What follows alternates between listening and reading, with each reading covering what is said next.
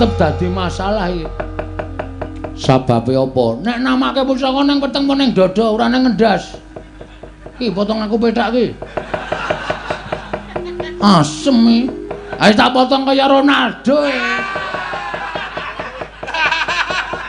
Kok dicowes nganggo gaman, marai berset petak iki. Wah, wis samyem pangling ki.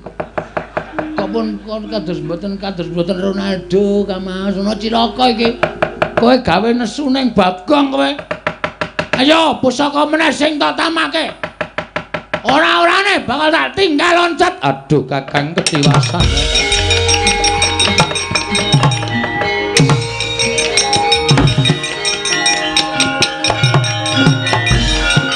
Edan kecekel neh aku. Sabar. Duduk manis. Aduh. Cilaka adik guru tindak kaya ora omong-omong. Aku kaget arep menggok kaya disaut Bagong. Ketangkap yang kedua kali. Jenuh jerah apa tidak? Wis ketangkap pindho kaya mesti ora jerah kowe. Ora jerah kowe. Parat kowe ya.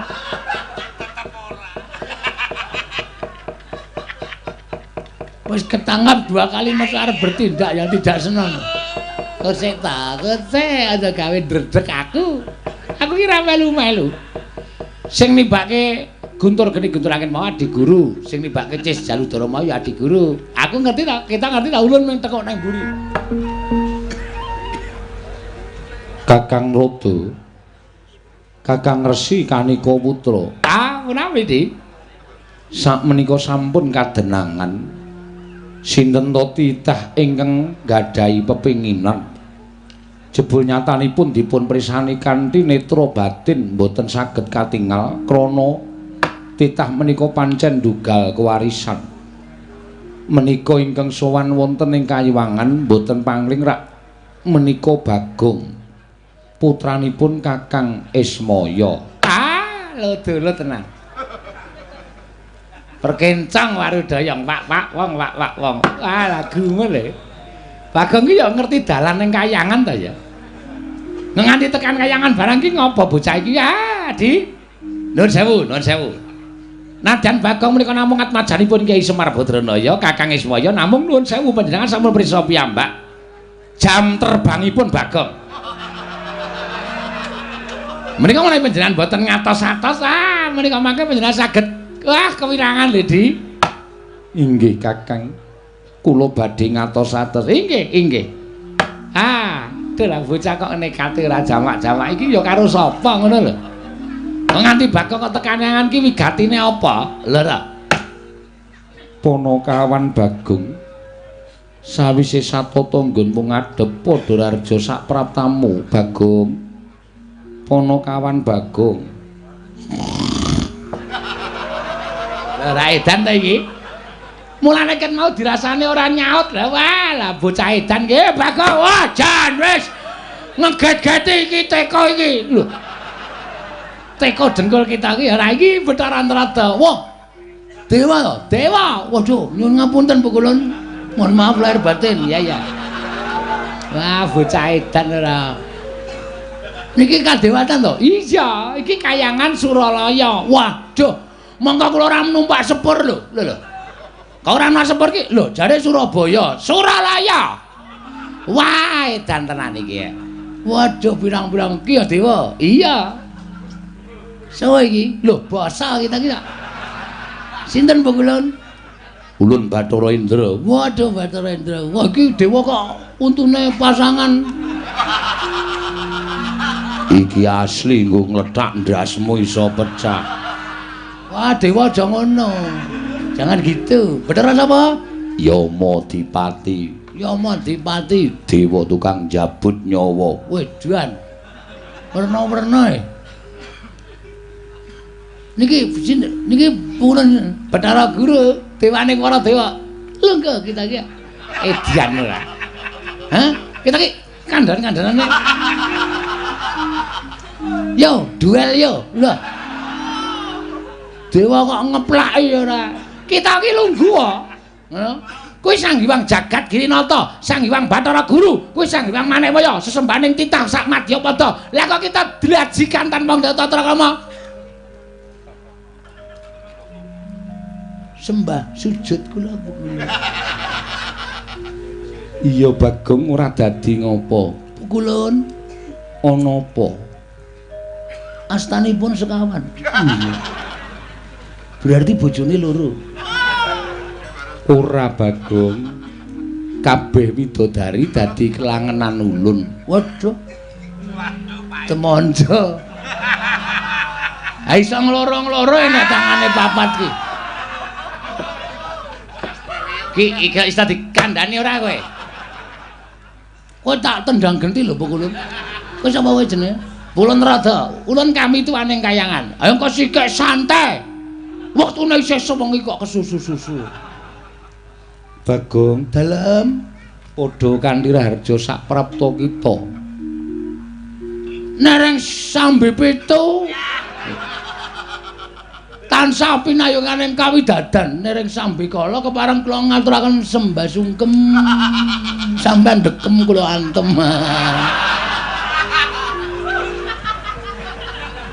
Kita kuwi titah ingkang keladuk gecul kumarucul. Nggih. Ulun gedhe palimarma ulun Bagong. Matur sembah nuwun Bu Kulun. Pangestu ulun tampanana. Kula pun dinggo jimat paripeh dayana ing kasantosan Bu Kulun. Iya Bagong, prayogakno nggonmu lungguh. Aja sak kepenake dhewe iki mapan ana ing kayangan. Mekaten Bu Kulun, nggih kula ngertos Bu Kulun. Niki lho sing marahi niki. Ceret angkringan niki Bu Kulun. Iku Kakang Rada. Wah lho. Sampeyan ngarani iki sepon iki to? Iya. Kakang Rada? Iya. Kowe Rada Raharja sak praptamu Bagong. Pangestunipun Kakang Rada. Sing Kakang ki kono wae. Kowe ping bola-bali lho kowe njongkong ke aku. Ki dadi masalah iki. Masa aku menyeluk Kakang ora entuk. Ulun ki dewa kita ki wing titah. Gek dasar kita ki batur e. Weh. Ngino karo aku kowe. Kakang Rada mbok inggihpun kajengipun mboten menapa-menapa wong disebut Kakang kalian Bagong menika mboten menapa-menapa. Ngrungokke ora iki. Inspekture muni ngono. Kowe ora entuk. Ya, wis tak tampa. Pangestuku tamparana. Pangestunipun Kakang Rada. Kula pundi nggo jimat paripe, Kakang. Wah, jan kayangan kedayoan kok ya wong edian kaya ngene to ya. Wah, kudune titah ki sing apik-apik kaya to sing cuwan ki Janaka utawa Kresna ngono kuwi ya dadi ketok apik. Sepisanan sowan kok Bagong ki njur maksude kepiye coba? Kakang Rada? Mbah. Ampun gresula Kakang Rada. Ampun emosi Kakang. Niki mengke padha karo mengko limbukan Kakang Rada. Dua bintang tamu yang berbeda pendapat.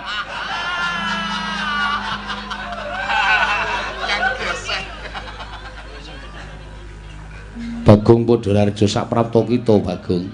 Nun, kita padha Raharja. Wita sapa? Kita. Kita piye maksude? Pripun kula radong? Kita kuwi padha Raharja. Kene tandane kita ki kowe. Oh, tak tonyo modar wae. Lek ngekaki jeneng Bapak Semari Bagong emang diganti kita. Ngene, kita ki basa kayangan. Oh, nek dewa nyebut kelawan titah kuwi kita. Nek dewa nyebut awake dhewe kuwi ulun. Oh, ngono. Ya. Oh nggih, Kakang Rada. Nesu Kakang Rada iki. Guyon kok njur orang senyum blas. Ora ngono Kakang Rada. Kakang Rada kula aturi sabar. Sampun mboten saged. Bagong kita padha Raharja Bagong. Nggih, Bathara Indra, ulun wilujeng. Ngene tak omongi, sing nyebut ulun ki ming dewa. Lho, ha iki nendi? Iki nek nang kayangan. Aku nang kayangane berarti aku wis menjadi dewa. Dewa 19. Kangen, wong kangen. Ngene-ngene rasane.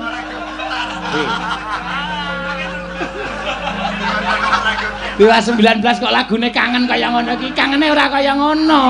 Lah piye? Ora. Dewa kok nyanyi ora. Berarti sampean sok klitian golek kaset bajakan. Kakang Trede. Wah. Kula malah mboten wantun bagekke Pulun, ndak malah kewirangan. Bagong Padha Harja. Ya ulun tampa. Bathara Yama Dipati kita padha slamet to, bener dadi. Lah rak tenan ta. Iya slamet prayogakno. Ulun wis kepenak, kita kepiye? Ya aku wis kepenak. Ya, beneran to? Ngapa? Nika sing nang mburine Pulun Bathara Guru nika ya widodari. Ayo widodari. Agene widodari ana sing elek. Ya muni ayu kabeh. Ae sing gedhe kae ndebombok semono. Oh, widodari kok kepleh-kepleh. Aja ngawur kowe. Ora nek penake dhewe ora. Arep kaya ngono kae abdine widodari, harus milih sing apik-apik. Widodari kok luwuk. Luwuk kok jejer dalang.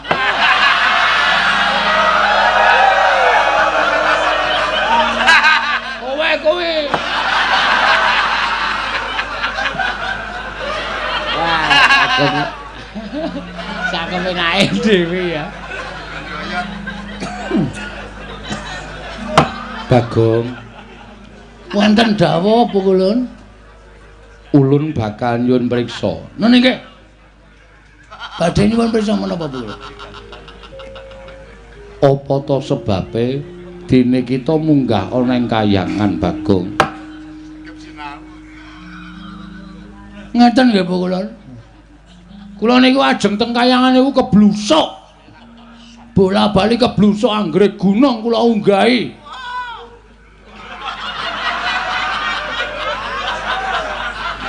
Anggrek gunung kula unggahi jebul dudu Kahyangan. Medhun melih kula. Ketok wonten gunung gedhe tak unggahi. Dudu Kahyangan, medhun meneh kula. Lengung unggah ngrekoso le medhun ming mak plurut. Trembelane to kae iki. Lah nek ora ngerti alamate ya ora usah tekan Kahyangan. Wah ya kepenen kaya. Wong niate njujuke ning Kahyangan kaya. Kaya apa ora. Basane wis ra mutu. Bareng ngoten wae pengae pirang-pirang. Munggah gunung tekan kok ketemu juru kuncine. Niki Suralaya dudu, iki Gunung Merbabu medhen meneh. Munggah meneh iki Suralaya dudu, iki Gunung Kawi medhen meneh. Munggah Suralaya. Munggah gunung, iki gunung endi? Gunung Ketur, kok ora mblendhok. Werna-werna wae, gedhe cilik tak penek kabeh. Nekat kok kula. Iya, Pak. Nggih. Terakhir ana gunung dhuwur tenan. Misale wonten tulisane Gunung Siulauli. Siulaulu. Siulaulu dalam kurung Himawat dalam kurung Himalaya. Berarti iki langsung kula penak krekel-krekel. Wes kaya panjat tebing iki kok. Tekan pundi wau sing ana alun-alun gedhe banget wau ora ana wite kabeh nggon panas sing ngencang-encang. Repat kepanasan. Repat kepanasan? Iya. Nek cara jagat perempatan ora. Repat kepanasan kuwi papan kanggo titah ingkang bakal sowan ana ing Kahyangan dikeparengake punapi mboya gumantung ana ing repat kepanasan. Nggih teng mriku. Repat kepanasan terus wonten gapura gedhe banget. Tulisan Kawi. Bakso Kawi.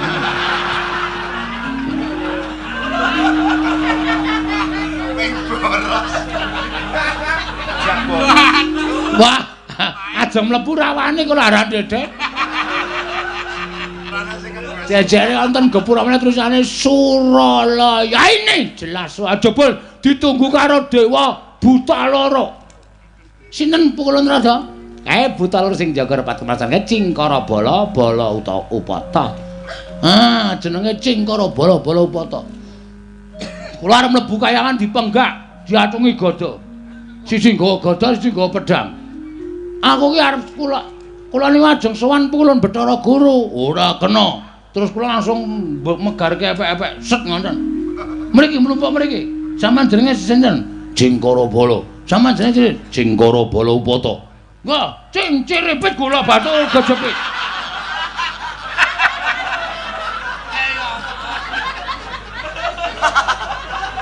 Bocah kok idene werna-werna. Lah ya terus, kula terus ndresel mlebu.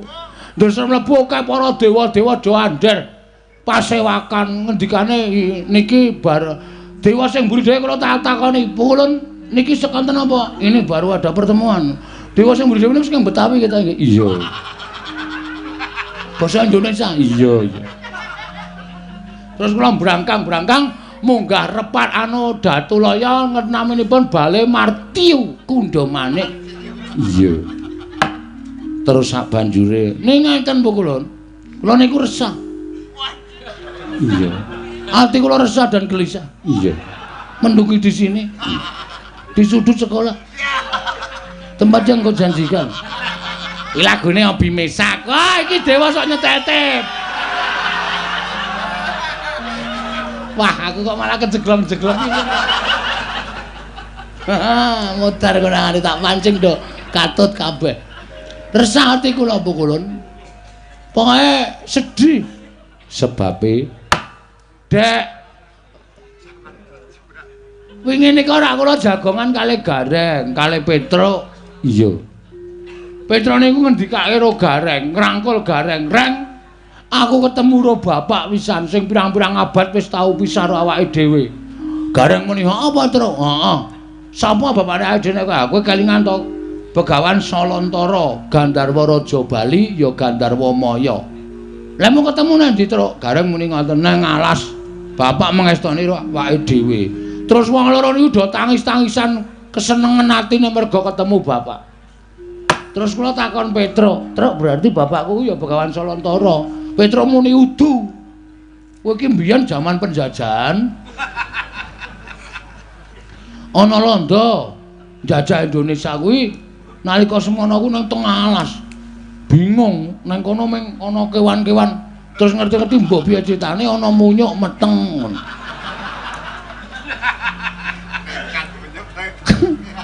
Munyuk iki nglairke pas Semar leledang nang alas. Terus bayi iki dopeni jenengke Bagong.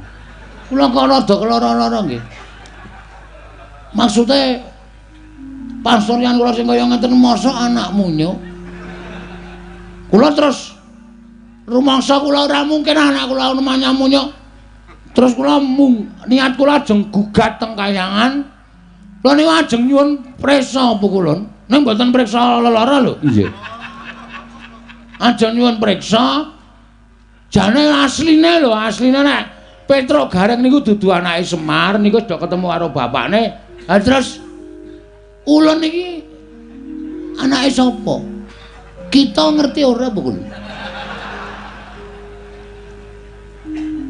Kakang Rodo kados pundi? Lah mutiar ora. Ya, bocah kaya ngene gawe kisruh iki lho. Anggenipun dongaken kemawon. Adi Pramesti ugi nalika semanten nderek sowan wonten ing Ngundarandir Bawana. Ngetutaken dhateng Kakang Semar anggenipun kepengin nyuwun rewang wonten ing jagat raya. Dipun paringi dawuh kemawon. Bagong, "Nun, yektine kita kuwi ora duwe sudarma lan ora duwe ibu, sabab satemene kita kuwi titah pujan." Maksude pripun niku?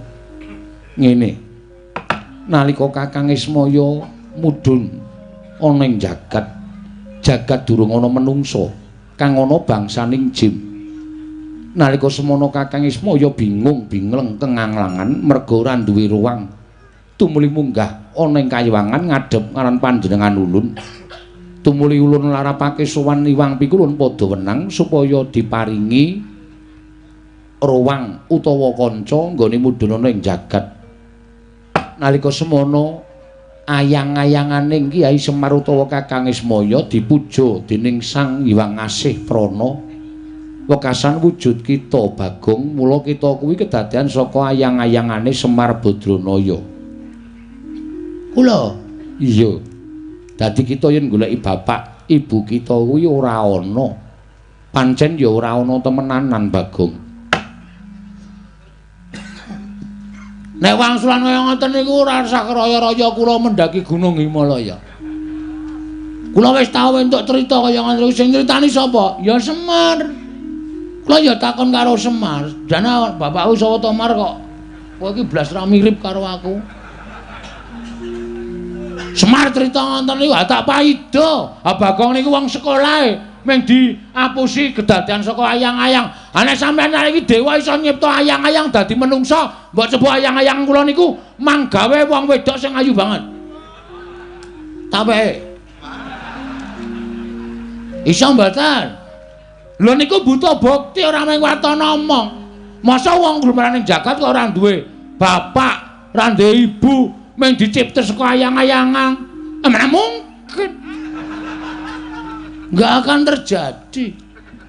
Bagong, ngapa meneh iki jarat iki? Ulun ngandani ya. Ulun ki nalika semana nekseni aku ora butuh seksi. Seksi iso disogok. Ora butuh seksi. Seksine Iwang Pulun Bathara Guru seksi sing ora iso dibuktekke. Seksi golek-golek kok. Nggih to? Apa kula ntrada muni urung aspalan wae, nyatane wis aspalan kok. Muni ya kowe. Ora iso apa-apa nek seksi bayaran. Jagat ora jagat iki serius aku. Iya Bagong, ning nyatane pancen kaya mengkono. Kula ora percaya. Titik. Nek kula sowan teng kayangan men dipameri Bagong dumadi saka ayang-ayang, kula mboten percaya. Percuma kula munggah teng kayangan. Saniki kula tak takon, sampeyan iku dewaning para dewa. Dewa sing dhuwur dhewe. Terus kula ajeng takon teng pundi nek mboten takon Bathara Guru. Hah? Sama namun kendel mawon pukulun. Bathara Guru kok meneng wae. Terus ayo gak ditulis nang blabak apa pelajarane. Kok meneng wae ora?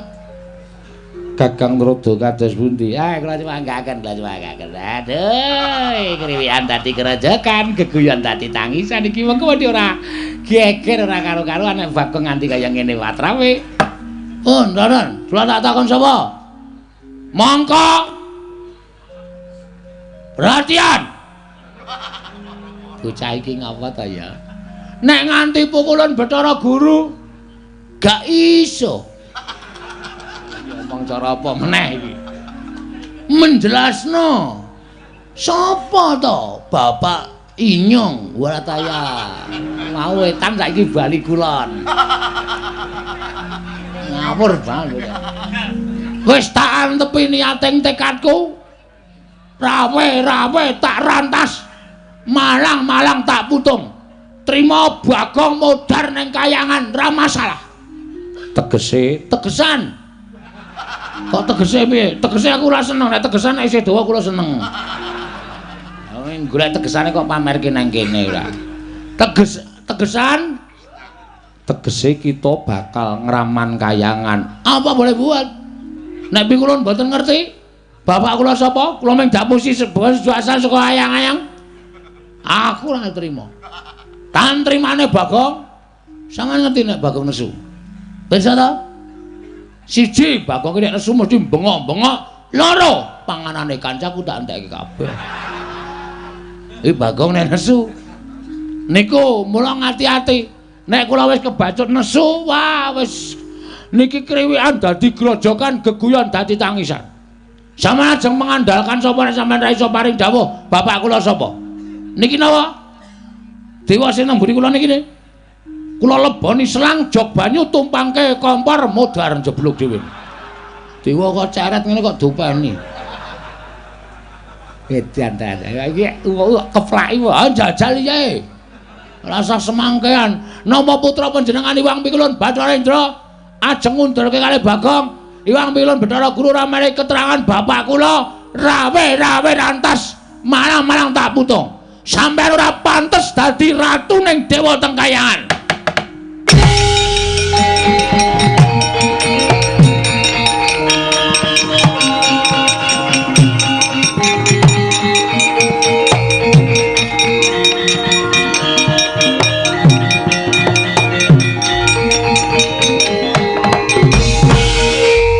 Mastu sidam sekaring bawana langgeng. Oh, ilahi ngami kena mantu sidam sekaring bawana langgeng.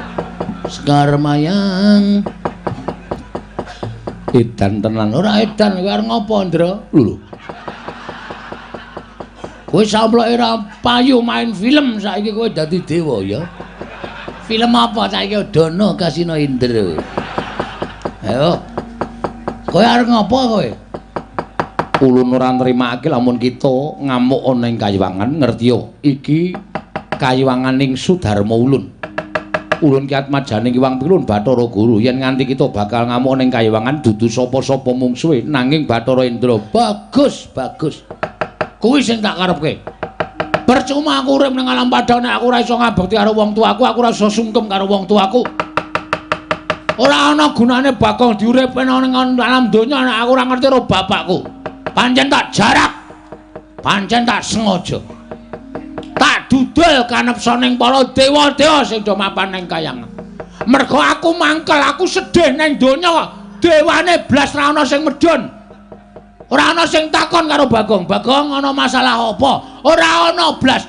Ndekno nek sing sedih bendara-bendaraku Janaka, Werkudara, Puntadewa lagi sedih-sedih ae dewa do teng celurut rebutan. Nah sing sedih wong cilik ngene iki dewane ra ngetok. Dewa model apa kok tak takon. Nah sing sedih wong duwe derajat, duwe pangkat dewane do teka teng celurut do pecisan.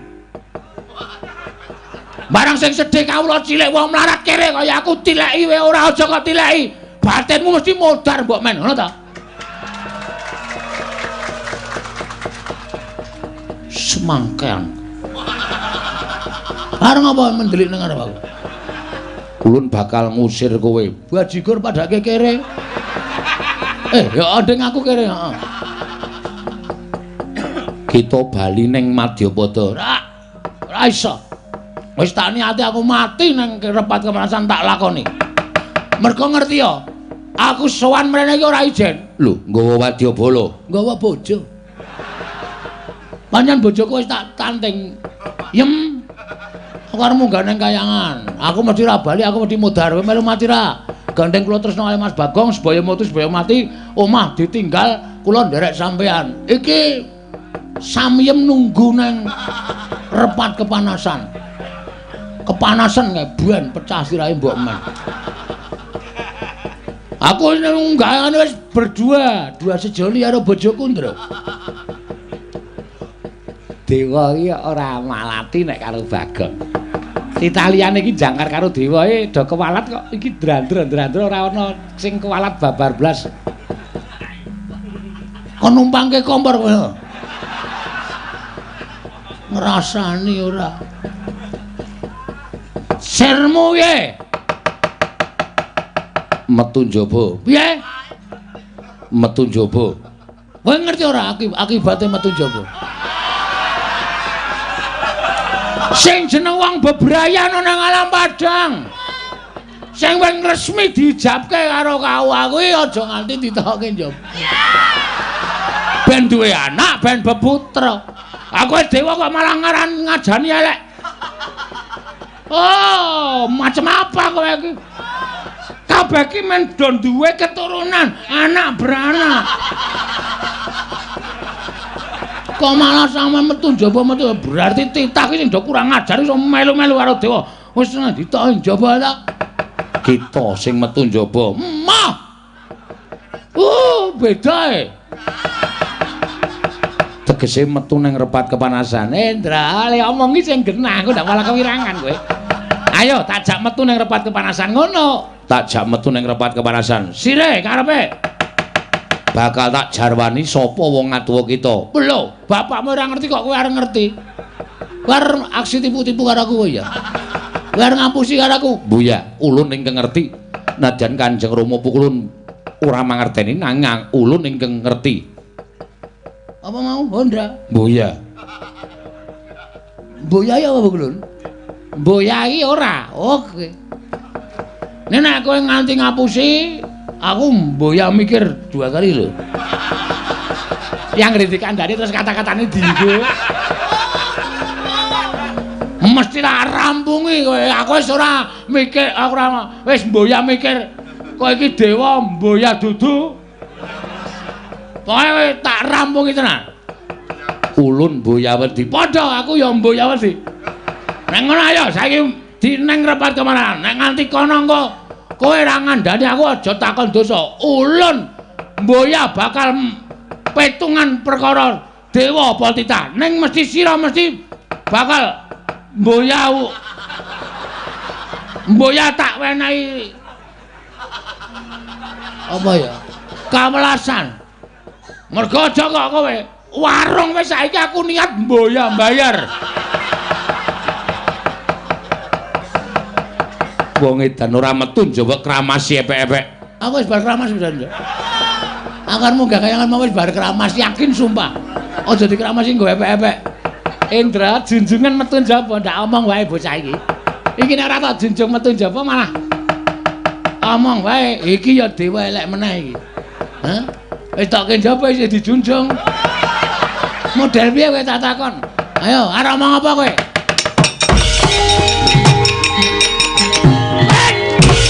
Kakang Narada, punapi? Ngantos bingung anggen kula nanduki dhateng Panakawan Bagong. Mboten nginten menawi Bagong keng menggah wonten ing kayangan. Ah, dalah kula menika menawi mboten sabar kados menapa polah kula. Lah dewa apik-apik nang kayangan disembah karo para dewa dunake ceret. Arep ditumpangke ning kompor barang trembelane ora. Ning nuwun sewu.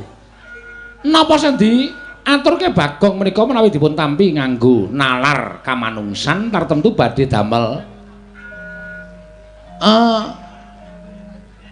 mangkel penggalipun nanging menawi Bagong menika dipun tampi tiyang ingkang kaduk gejul kumarucul menika mangke mboten badhe kraos wonten ing manah di inggih. Namung sak mangke kula kedah kados pundi Kakang? Kemana Paduka? Nyatanipun ngawontenanipun Bagong dumadosipun inggih mekaten menika kala wau. Ah mangke dipun perpeki kemawon. Nek Bagong ora gelem mundur utawa gelem bali wonten ing jagat, ha inggih nyuwun mampunten wong nyatanipun titah ingkang sampun keladuk wani kurang keduga. Dawuh sangganing para Jawata supados nyingkiraken dhateng pun Bagong. Nanging menawi Bagong sak mangke berguguk ngutawaten ya diguru kedah paring dawuh sak nyatanipun. Mekaten Kakang inggih menawi ngantos pagi Bagong tetep ngoyak dhateng kula. Ah. Bagong menika kalian sinten-sinten boten ajrik. Ning paling wedi karo Pandhawa sing bayar Bagong kok. Ngaten nggih Kang. Inggih sampun mangke dipun pasrahaken dhateng Pandhawa kemawon. Menawi Bagong tasih kados mekaten polahipun utawi dipun pasrahaken dhateng sanak kadangipun inggih menika Nala Gareng kaliyan Petruk. Mekaten Kakang inggih. Nah ingatan kula ingkang badhe merpeki dhateng Panakawan Bagong. Mangke kula ingkang badhe mblabaraken sejarahipun Bagong Kakang. Ha inggih di kula semanggaken Yamadewati wonten dawuh. Ketapna sangganing para Jawata kinen ngundurake Bagong mbuh kepriye carane. Lho nggih ngestaken dawuh. Nyuwun pamit madal pasilan. Sing ati-ati aja kaya bocah cilik. Ulun nedya tedhak saka Sela Kandhawaru pinanggun manjing jroning Suralaya. Kakang Narada punapi nderek supados dipun bibaraken sangganing para Jawata, para widodara lan widodari Kakang. Ah inggih. Nyuwun pamit madal paselan ngatos-atos sampun kados lari alit.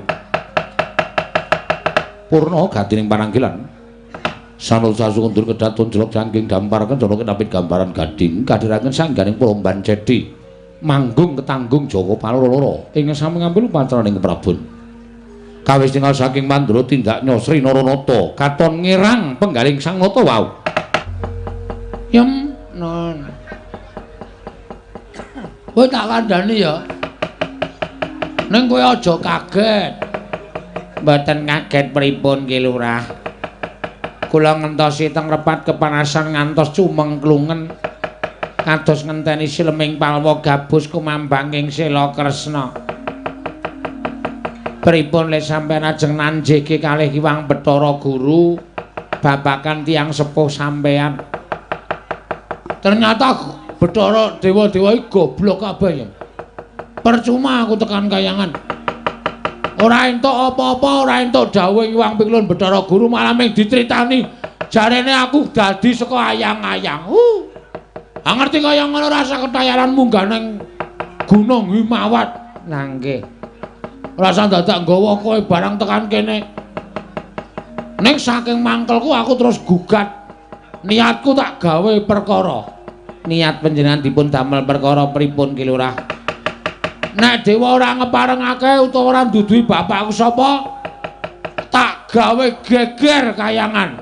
Terus panjenengan ya kewanen wong jeneng titah menika uripit gumantung karo dewa kok panjenengan nantang dewa. Wis ora urusan kowe ora cocok bali ngono. Lho. Le wangsul pripun wong niki teng gunung dhuwure ora jamak. Gek ndelok ngisor nika nek jurang nika ditonton wangune ngisore ketok niki wis ora ketok ming mega tok kok. Kok kon bali ora.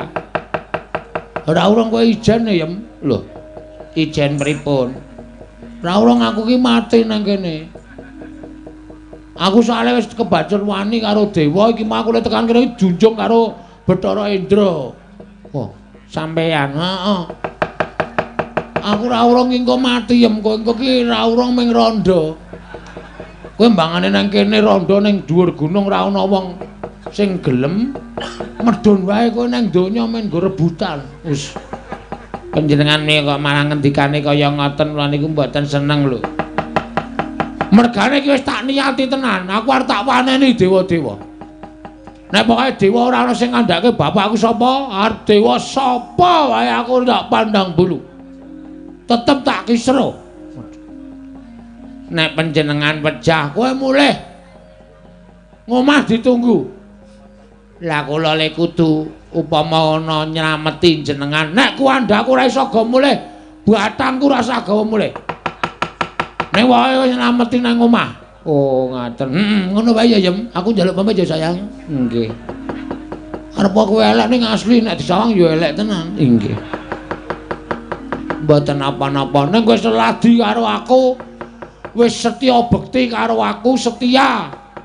Ora tau wani karo wong lanang, ora tau piye-piye karo wong lanang, anane mung nrima nampa ikhlas. Kuwi sawijining pengabdian seorang istri kepada suami. Nggih, saged kula nggih ming ngoten. Tur kowe ora tau tak blonjo ya meneng wae. Nek aku pengen mangan iwak pite ya tak colongke. Kuwi wong wedok sing pancen tenan dhuwur derajate. Nggih. Nggih ming gembol dosa. Ora apa-apa. Ora masalah santai wae. Ngaten ki ora. Wis aku tak mangkat. Tak methoke Bathara Indra, engko ndak serak tekan kene ndak malah kowe katut dosane. Kowe ndelik ya, Yam. Nek iso mulih nggawa tampar taleni wit terus medhun alon-alon. Oh, nggih ngestaken jawuk. Ning atos-atos Ki Lurah Bagong. Mbok menawi menika pertemuan yang terakhir. Antawisipun ingkang garwa pun samiyem kalian Kang Mas Bagong. Kula nyuwun pangestu saged wangsul dumugi griya. Nggih Mas Bagong. Arep ngapa kowe? Arep ngapa? Ajeng nyium. Ki lho wingi tok ambung dompo. Kowe ngambung kok mawa wisol. Nggih pokoke nyuwun pangapunten kula tawa. Heeh wis kono mulih ikhlasno aku. Iki aku golek apa pengadilan tenan. Mergo kowe ya ora seneng to nek duwe tak pek bojo kok ora duwe maratuwa. Asline ya pengen ketemu maratuwamu. Nggih kepengin. Ya wis. Wis ngono bae ya aku njaluk ngapura nek ana saking kelumutanku aku mesti modar ning kayangan. Yakin sumpah aku iso apa to? Digdaya ya ora, sekti ya ora, ning mengkari niat. Karo semangat tok wis. Nek dewa do ngajar karo aku men diajar ora apa-apa pokoke aku arep medhun saka kayangan. Nek dewa ora paring ngerti karo aku, bapakku sapa ya ngantos-antos ki lho ora ya.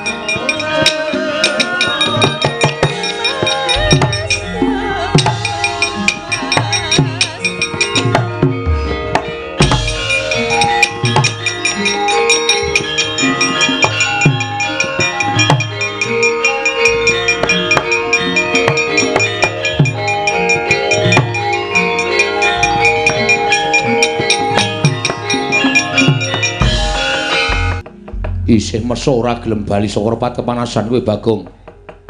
Bali nek wis ngerti babeku sapa? Lho. Oh, aku nek ngerti bapakku sapa, taun ana Windarana aku arep mulih saka Kayangan Bathara Indra. Siji, kowe keluputan wani karo Sang Hyang Jagat Giri Pratingkah angka 2. Kowe ora nganggo tata krama ning Kayangan. Kanthi cara mengkono kita keluputan ra masalah, arta kapak-kapake ra masalah. Iki mau aku entuk dawuh Hyang Pikulun Bathara Guru, ya Hyang Pikulun Jatimurti. Malah kowe bakal jemplungake ana ing kawah Candra Dimuka. Sapa sing ngomong ngono kuwi? Bathara Guru. Ngarsa dudu. Jare guru ki Den Bagus sing ngarsa dudu. Ning Bathara Manikmaya ya wong tuaku.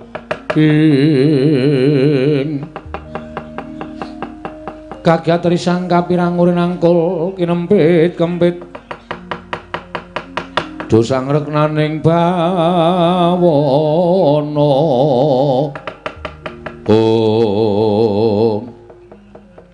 dadi aku takon bapakku Bathara Guru ki Bathara Guru malah dawuh karo sampean Bagong nyemplung nang kawah Candra Dimuka ngono ha. Ya dasar para nyata. Wah, ngerti aku saiki gedhoane Manikmaya. Lho, malah jangkar. Ora masalah, jangkar ya men. Wong tata lair aku anake Semar. Semar iki sapa? Semar iki kakane Bathara Guru. Dadi aku ngelokke Bathara Guru nang ora nggo Bathara iki ora masalah. Manikmaya Jatimurti Jagat Giri Pratingkah. Ora apa-apa, ora ana sing malati. Terus ngopo? Saiki ngene, Ndra. Lho. Saya jangkar ya semen, saya jangkar ya men. Kowe yo nglarake ati ya omong aku. Sing ngatasi aku ki mung kawula, pengen ngerti wong tuaku kok ora do dikandhani mung jare asale saka ayang-ayang apa? Ora ana menungso kok saka ayang-ayang. Model ngendi kuwi? Padahal aku ki wong goblok gampang diapusi. Terus karemu piye? Manut. Cah kendel ditantang. Manut tau.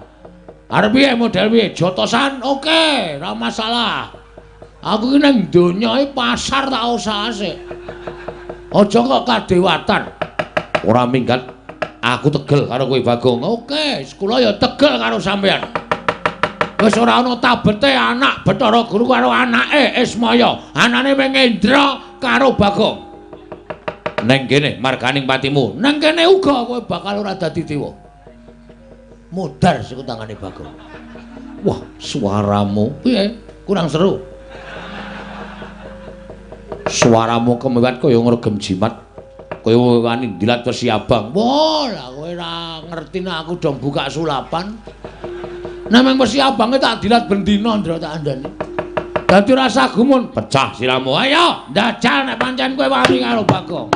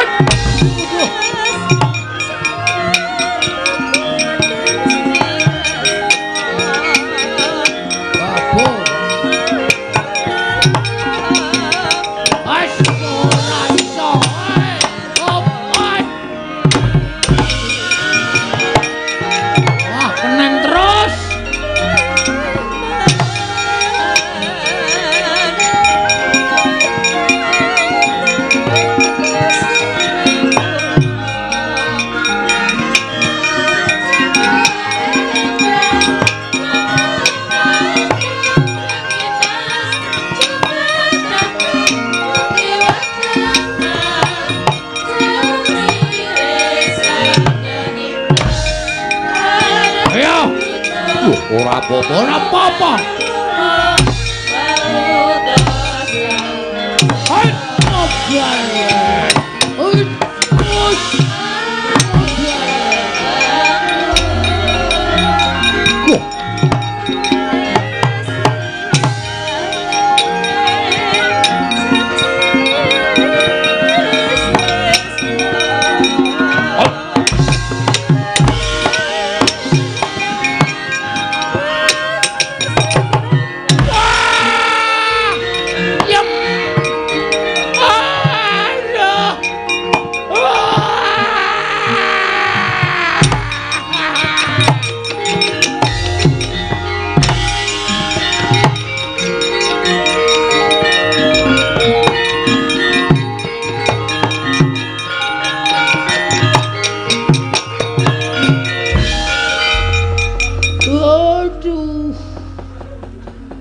Wah, mlebu separo iki. Oh, kerasa tenan. Ah, Bathara Indra tenanan. Yem. Wis mulai urang. Aku kesuduk tumbak iki kon wetenge kacau. Metu getihe yem. Modar tenan aku. Modar. Aduh. Aku menggoyang. Aduh, mari ngono kekuatan.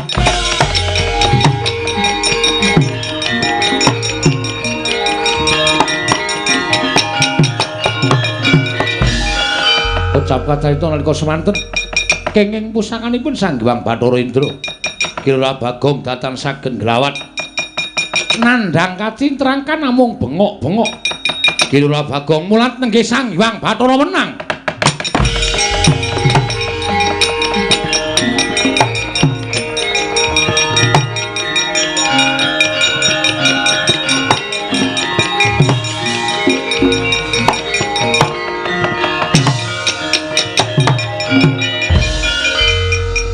Wilah ing Mastu Nama Sidam Skaring Bawana Langgeng Manik Maya teka Tegel Timen sira dawuh kelawan para dewa Mulasara kelawan Bagong sepira ta kekuwataning Bagong ing ngatasé wong ming kawula cilik ing duweni watak srogal sarwa Sembrana parikena nanging lha kok malah mentala nyirnakake kelawan Bagong Panakawan tangiya ulun paringe kekuatan ingkang luwih saka para Jawata kita ngamuk ana ing kayiwangan njaluk pituduh kelawan Manik Maya sapa ta bapak kita yen ora iso wangsulan kita ulun menangake ngamuk ana ing kayiwangan ana kawan.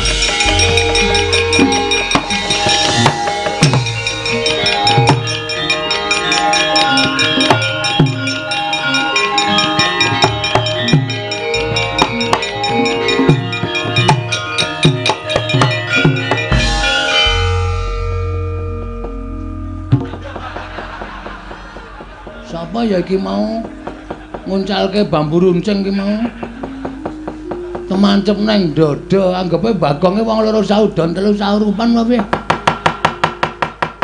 Bathara Indra ora pangling mentala karo aku tak kira kowe karo aku iki jek sedulur lho Ndra kowe anake Bathara Guru aku anake Ismaya tuwa aku mbangane kowe kudune nyeluk aku iki Kakang Bathik Madrim. Aku dadi kowe malah wani nguncalke tumbak nang wetengku. Temancep untung aku kuat, untung aku digdaya. Bathara Indra, lara nyaur lara. Utang pati nyaur pati legane.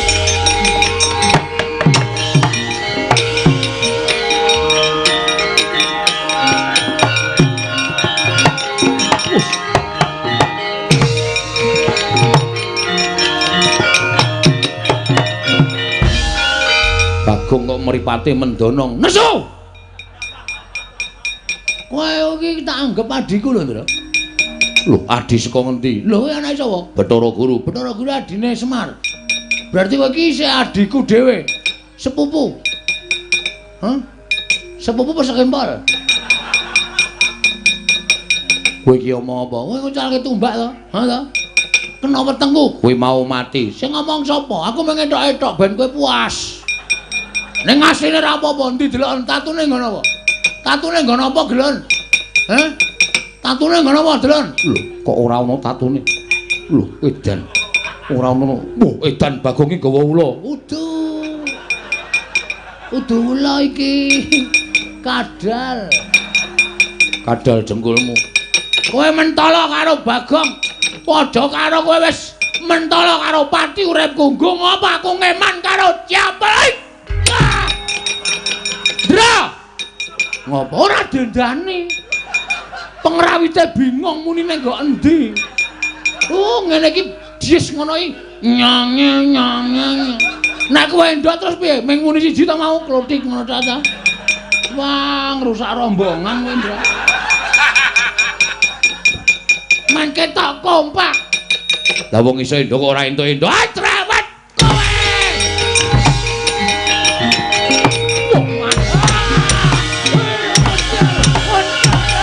Ayo, amos ora mrantep, mrantep men. Waja-waja.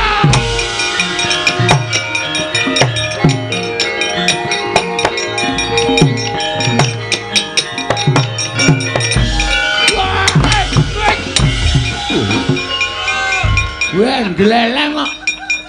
Edan Bagong iki. Sapa iki? Iki Dendra iki dudu. Bathara Brahma Dewaning Geni. Wah, nyilireke. Dewaning Geni kok nyilih rek ora. Aku kan mau ora gorek Animatra kok kebingungan. Kene? Yo. Wes. Wah, edan tangane iso murup. Dewaning Geni apa-apa iso murup. Kowe kok ngamuk Bagong. Wis ora urusan. Ngajar karo Kakang Bathara Indra. Ah, Indra sing marahi karo aku. Aku mung takon bapakku kok. Dhek diperintahi kon mateni Bagong. Apa aku salah? Apa aku kleru? Lho. Kleru mergo kowe ngamuk ning kayangan. Apa kayangan ki terus entuk diamuk, ha? Nek dewane do salah. Ora pantes dadi dewa. Nggo apa do dadi dewa? Kowe bali ya Bagong mumpung aku durung nesu. Lho, aku wis nesu ket mau e. Kok kowe durung ki piye? Mumpung aku durung nesu yen kowe aku nesu tak muja geni. Tak obong awakmu. Weh, arep ngetes kowe. Silakan. Silakan, yo. Ora apa-apa, aku mati ora masalah. Aku modal ora masalah. Nek genimu ora temomo ning awake Bagong, aja takon dosa lho, aja dianggep aku ngasorke derajate Bathara Indra.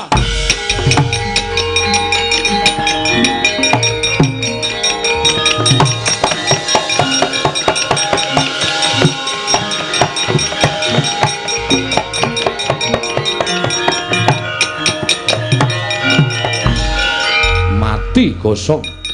Ora bakal bisa nglawat. Ayo Gagi, sambato dikandani ngayal. Halo. Piye kowe ngomong apa? Kowe ngapae genimu ki ngapae? Lho ora apa-apa disawang. Rambuté ora ana sing kemritik mboko siji kok. Padake gampang kobong. Kowe tegel karo aku, Brahma. Geniku tak baleke nang kowe. Mati ya. Ayo.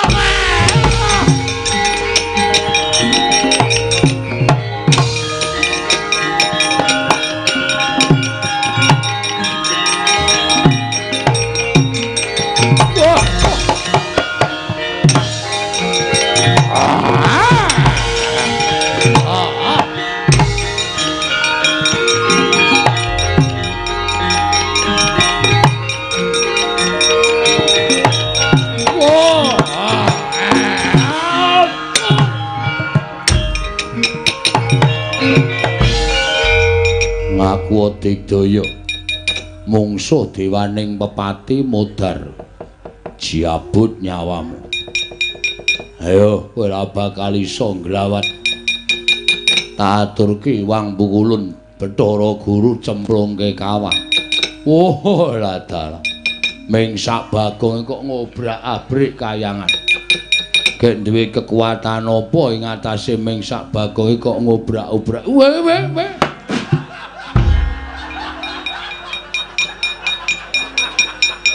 Modar. Rumah sana sing iso njabut iki men kowe wae. Kowe termasuk dewa kurang ajar. Njabut kok tas-tas. Isih halus aku nek njabut. Padake ora. Njabut kok dul ngono ya. Sing kelangan nyawa kaget.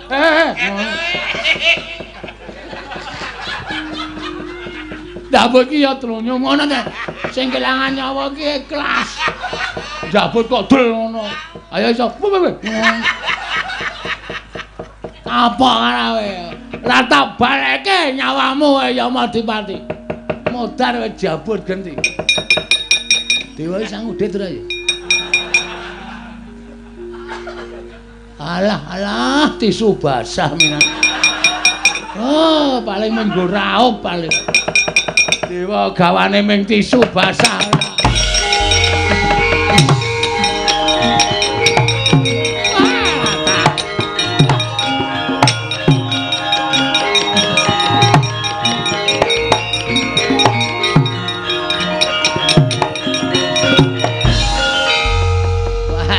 Dipati ya sembrono.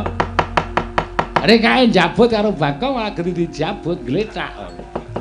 Ora taya kowe. Mati ora kowe. Ya mau dipati aja kaya bocah. Kita kuwi dewa kena lara ruputing pati tangi ngger. Tangi ora usah dipethoke Bagong tangi aja kaya bocah cilik. Oh.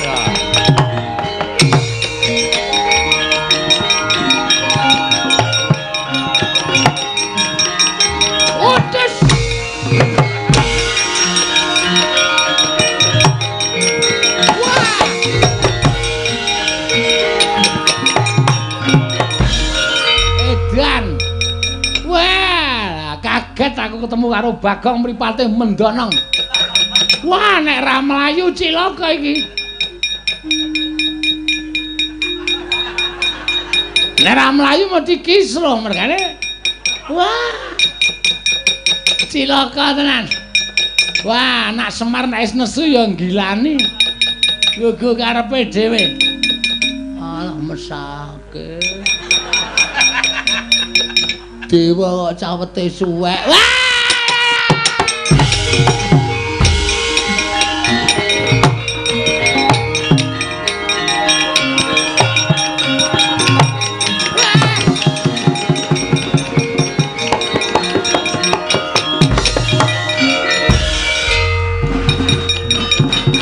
Bagong ulun ngapa, Gek?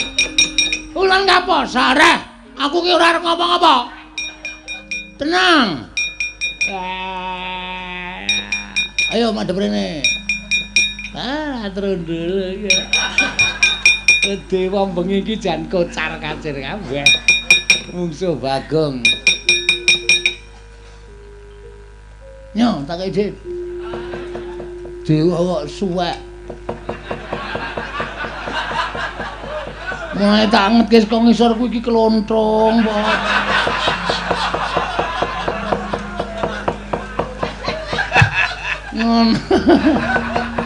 Wah, pancen kuwi karepe dhewe. Bagong edan tenan. Dewa kok dinjen lho. Dinjen aku ya iso mabur padake. Loh, kita iso ngambandir Gantara. Kula ya ora ngerti kok iso klepat iso nututi banter banget. Lha niku teng awang-awang ini gumun lho. Aku kok iso mabur ya? Lho, lak. Saka dayane apa? Aku ya ora ngerti, Tro. Nera-nera dengkulmu kuwi. Wah, lah elok tenan ya, mboten elok niki pancen estu niki. Pripun? Wah, ulun ya ora ngerti sejatine ngene ya tak kandhani kuwi iki bener. Bener. Yen kita kuwi dumadi saka ayang-ayangane Semar Badranaya. Aku mau jawaban kuwi aku enggak mau. Aku enggak mau jawaban kayak gitu. Mau. Lah terus kuwi kita butuh wangsulan sing kepiye? Cecok. Bapakku sapa? Adipati sapa? Nek Ratu Sinuwun sapa? Nek Pendhita Penemban sapa? Ngono ora mung saka ayang-ayang. Enggak, aku enggak mau. Ning nyatane ngono, aku ora percaya. Aja gawe mangkelku to. Hah? Anjabut nyawane kaya Yama Dipake. Kose. Aja. Jabut nyawamu modar. Mati ak talene ak glundungke. Wah, jan bocah iki. Lah nek aja ngluputi karo panjenengan ulun, aja ngluputi karo panjenengan ulun. Ulun ki mung kami tuwaning kayangan. Ulun ki mung kami tuwaning kayangan. Sing ngerti sejatine ya Iwang Pilun Bathara Guru. Guru kon tindak rene. Lho, kita ki titah kowe iki sing rono. Ora sudi kesel.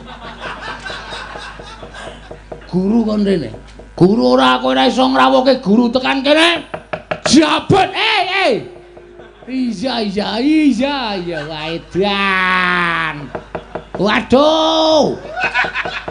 Wah, lagi kedadean apa ya kayangan kok dosase bang. Wis menyang. Wis menyang engko bensinnya tak ganti. Menyang ge wis. Iya tak mangkat. Tak hitungi 3 kejeping netra Bathara Guru tekane tak goleki rada copot sepatune tak tutuki sinamu kowe. Waduh, sepatu dewa karo ngono dhek sirahe dewa iki piye iki. Wis gawe wis menyang. Ya tak utake, tak utake.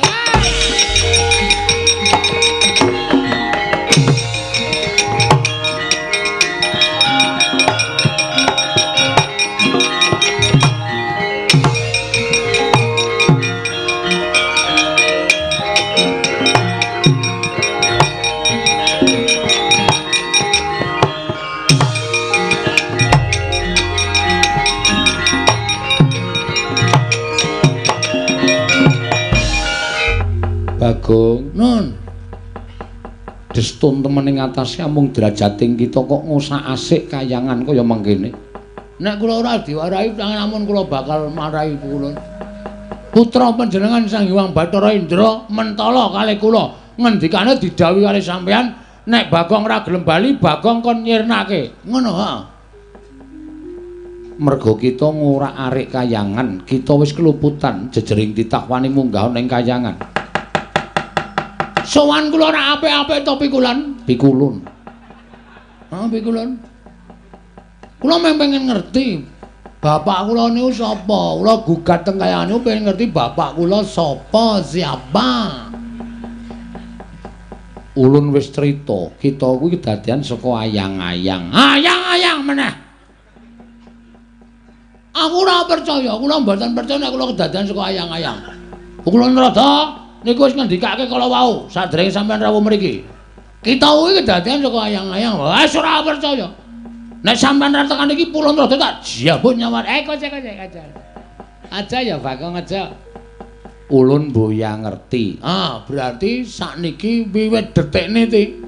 Niki kok niti.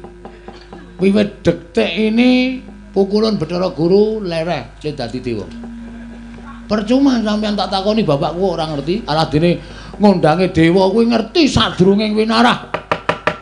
Ngerti marang mobah mosi ing titah. Mana kenyataannya? Sampeyan tak takoni bapak kula ora ngerti kok ngerti kahanan jagat iki, Njur. Piye wis aku tak takon? Hah? Aku kudu piye? Di ngatos-atos ya, Di. Ngatos-atos. Bagong mripatipun sampun mendelik kados ngoten iki ngatos-atos. Yen ngono kowe meksa, mesti meksa.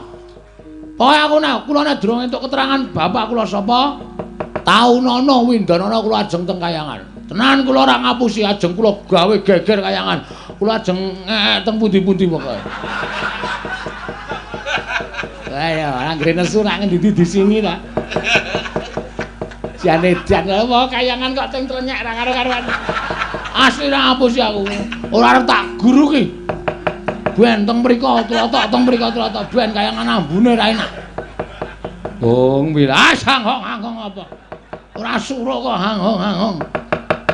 Yen ngono kowe wani kelawan kadewatan. Ora wani sebab apa? Guntur geni guntur angin.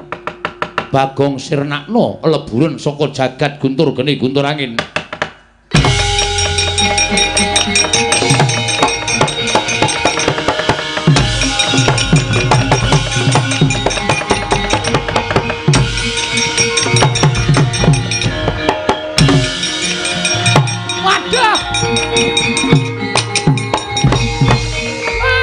Ora edan niku.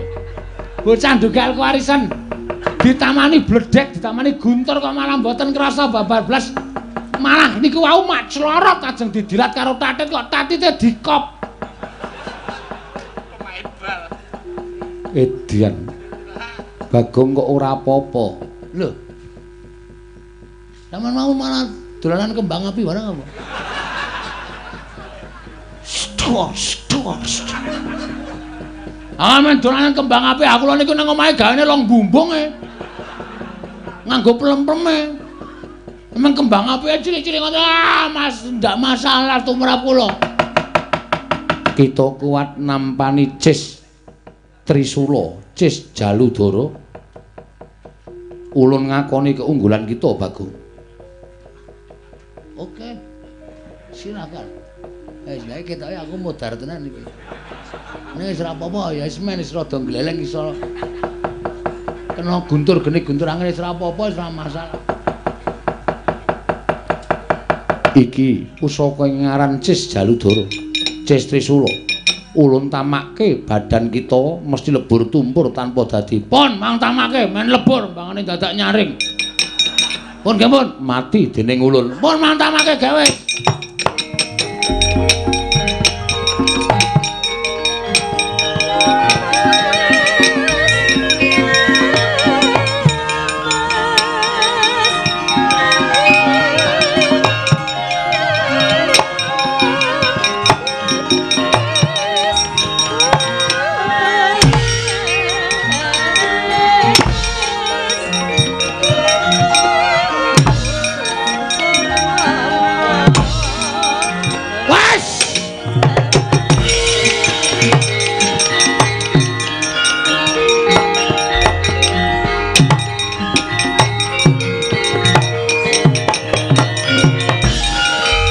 Tetep dadi masalah iki.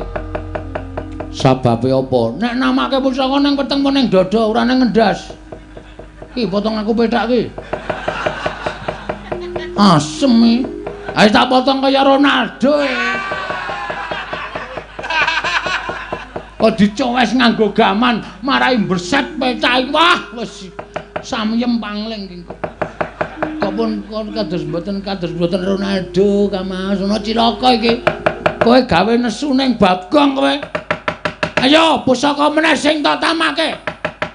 Ora-orane bakal tak tinggal loncat. Aduh Kakang ketiwasan.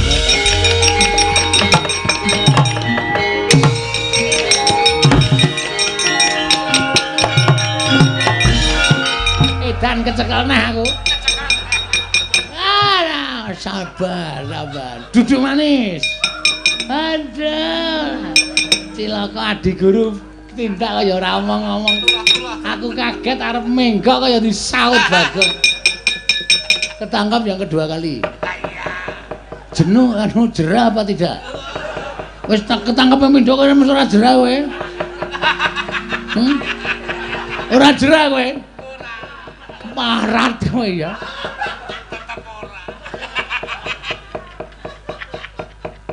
Wis ketangkap 2 kali mesti arep bertindak yang tidak senang.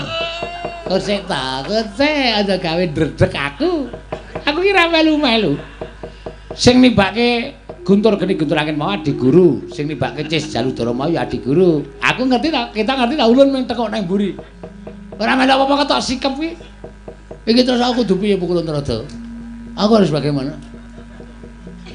Kita arep takon bapak kita marang sapa meneh wong Bathara Guru ya ora ngerti. Kudune guru ngerti. Guru ki sing gawe rapot kok ora ngerti. Ulun ki jane seneng ngomong karo kita. Ning kita ki nek jak omonganmu di blender dono, blender dene. Ora dicekeli kok. Ah mesti blender dono, blender dene. Nek dicekeli ora bakal blender. Ngono kuwi. Ngene gemantung karo sing dijak omong. Belum nyekeli apa ora? Aduh piye? Hah? Ulun mboyang ngerti. Mbok obat ngono. Ngomong karo watuk ora ngombe obat ora. Wah, ya wis ben ya. Terus piye kula kudu piye? Ulun ya mboyang ngerti, ulun ki ora ngerti tenan Bagong ya to bedah dodo ulun mboyang ngerti. Wah, wis kudu nandi meneh. Pukulun Bathara Guru mabur kaya ngono. Lah kowe arep nututi piye? Lah kok sik kita iki ra ya iso mabur to. Kaya mau kita ki nututi ulun mabur. Woi, jandeng lali aku.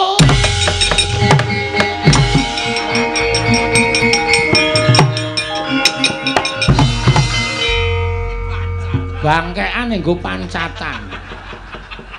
Trembelane tenan. Dumen rada ki rada wungkuk terus bangkane nggo pancatan. Wah, bocah kok kaya ngono. Kakang Semar kaya ora ngilik ki. Wah. Aku wis monggo dipun sekecaken ning nyuwun pamun lho Di ngatos-atos Di. Kedah prayitna ing pangandikan. Menawi boten prayitna mangke Bagong malah saya ngombro-ombro pangarep.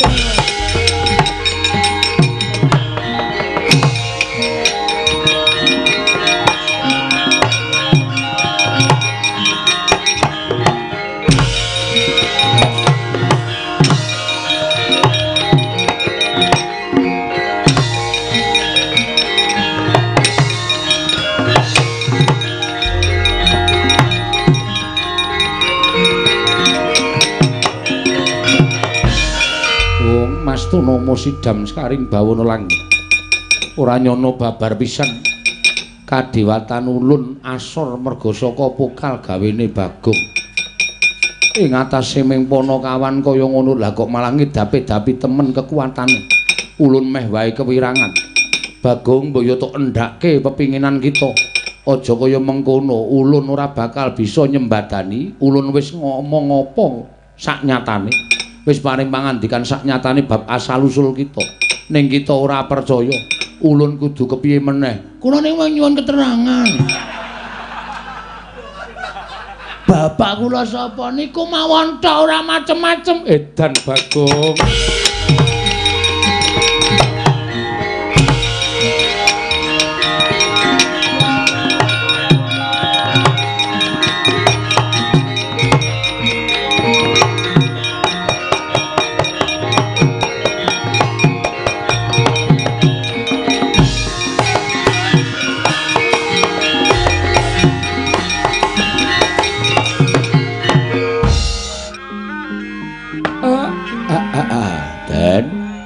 Bapa bendara kula, Gus.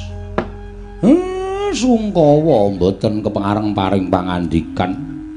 Kepareng kula cumadung dawuh, Ndara. Nggih, Gus. Kepareng kula cumadung dawuh. Nggih, Ndara, kepareng kula cumadung dawuh. Wonten menapa kok Ndara ketingal mboten karenan penggalipun? Nggih, Den. Kepareng kula nyadong dawuh, Ndara. Gagang Semar. Kula nolo garing apa dene kowe Bagong. Wektu dina samengku nggonku tansah kendelan ora kok ana perkara bab ingkang wigati ingkang siningit ning jroning ati babar pisan ora. Nanging sumurupa Kakang, dina samengku dina pasewakan negara ing Amarta. Arjuna meh wae kalipyan. Yen to dina samengko iki dina pasewakan, mula tumuli aku nganti marang Kakang Semar ingkang wigati daya-daya prapteng ana ing negara Ngamarta.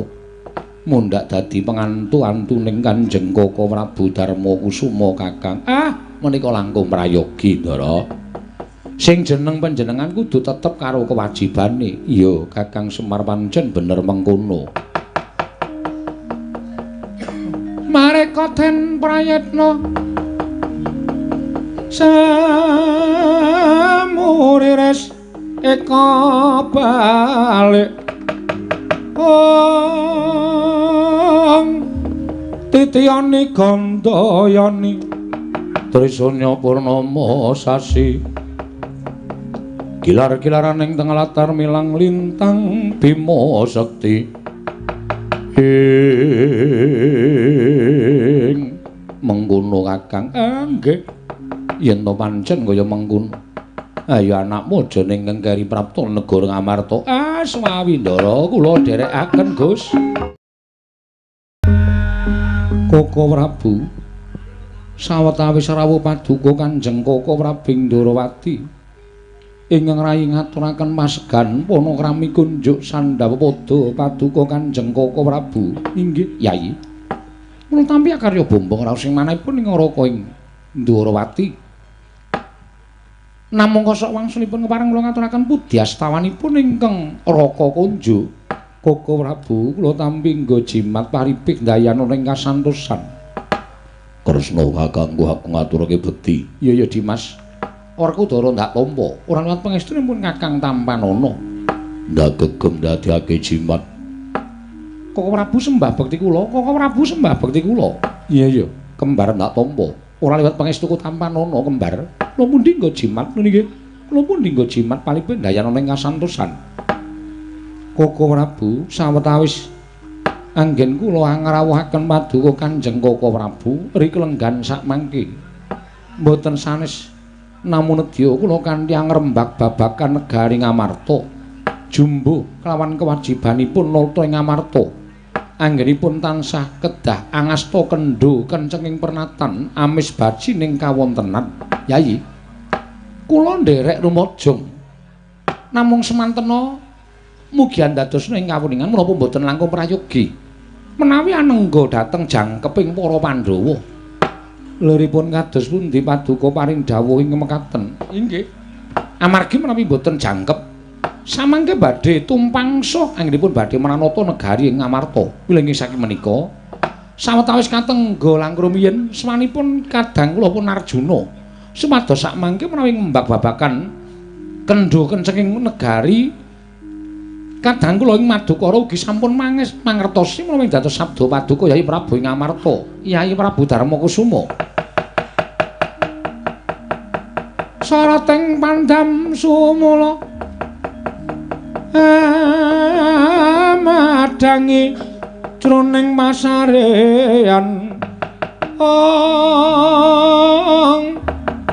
ngenangi wadana katon remu-remu kalingan ngrengeng sang dyah manah engkung sumungkem guling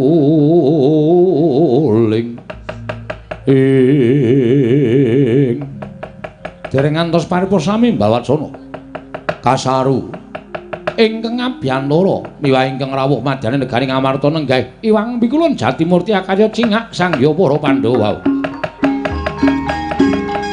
long-long ing tiya mangungkung ganduan limang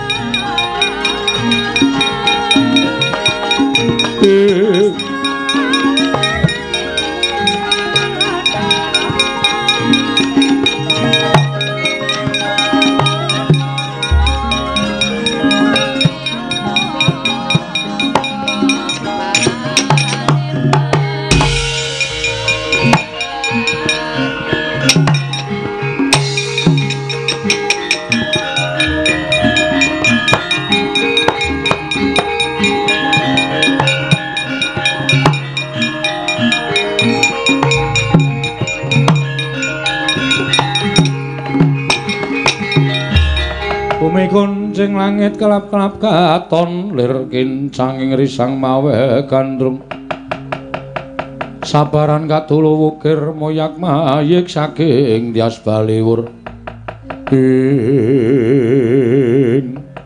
Pukulun kula ngaturaken sembah pangabekti kula kunjuk Pukulun iya Puntadewa Luntama karya Bombong Tias Ulun Pukulun ngaturaken sembah pangabekti kula kunjuk iya Kresna Luntama akarya Bombong Tias Ulun Ulun Bathara Guru aku ngaturke sembah iya Werkudara Luntama wonten menapa Pukulun dene sumengka rawuh paduka Iwang Pada Pukulun manik manya wonten negari Ngamarta kepareng ambabarana dhateng ingkang wayahipun Puntadewa wonten menapa dene paduka pareng rawuh wonten ing negari Ngamarta Pukulun Puntadewa apa dene sira Kresna sumurupa nggih nganti ulun keplayu saka ing kayiwangan sayekti dina samengko kayiwangan ana untran-untran lho wonten untran-untran iya pancen mengkono menapa wonten titah ingkang minggah dhateng kayiwangan tumuli damel geger menapa wonten satunggiling nalindra ingkang wantun badhe anjungkeng kawibawan Suralaya Puntadewa dudu iku ingkang dumadi nanging bener kang dadi aturing Kresna lamun ana titah pujangkara ingkang wani munggah ning kayiwangan sayekti titah mau gugat kelawan panjenengan ulun supaya ulun bisa lan ngerti sapa wong tuane titah mau nanging sayekti ulun wis ngaturake apa kang dadi kasunyatane ewadene titah mau tetep ngamuk ana ing kayiwangan titah menika kala wau sinten Pukulun menawi kepareng kula kalian kadang-kadang kula para Pandhawa ngembadhe amapakaken dhateng titah kala wau Mboya Unalya kejaba mung adi kita Puntadewa ing ngamuk ana ing kayiwangan teka duweni kadigdayan ingkang edap-edapi tanana liya kejaba mung Panakawan Bagong Puntadewa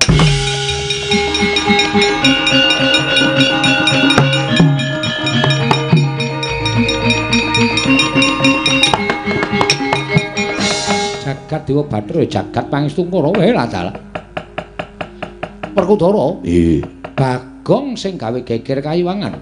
Wah, ora pati duka mono. Kaya ora diwulang karo sing gerak. Ing atase derajate Bagong wani ngobrah-abrik kayangan. Kresna Lilanana aku tak goleki karo Bagong. dina samengko ngoyak kelawan panjenengan ulun Werkudara. Wah, cah edan.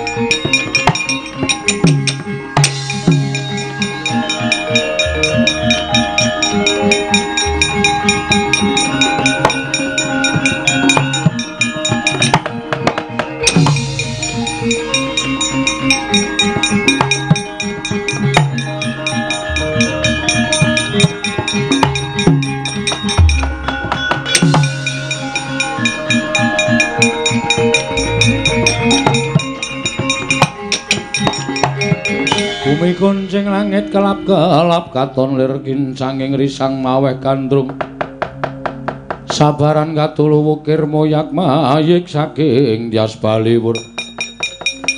Surapati nduga mana ora lida ujaring wong daplok.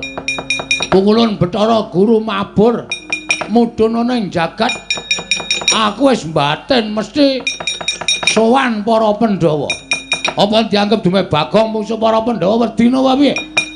Tetep bae aku arep takon nek ora ana sing menehi keterangan karo wong tuaku, aku ora bakal nrimakake marang sapa wae. Yata laruta saking Gudha Sang Kurakala. Yen namutusa Sang Sri nalika semanten ki Lurah Bagong ingkang linenggahan Sang Hyang Bathara Wenang. Mila luput senjata tawa katingal digdaya sekti mandraguna. Nalika semanten sigra Sang Hyang Wenang ginakaken daya panguwaos. Bagong sigra ngambah dirgantara parandening mangke. Bingung ki Lurah Bagong sabab lumarap wonten ing kayiwangan Ngondarandir Bawana.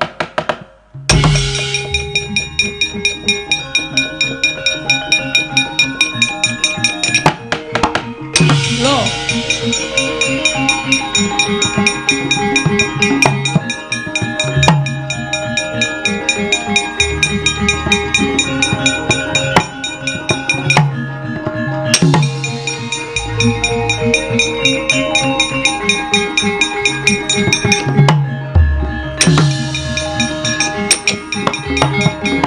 Werkudara, iya.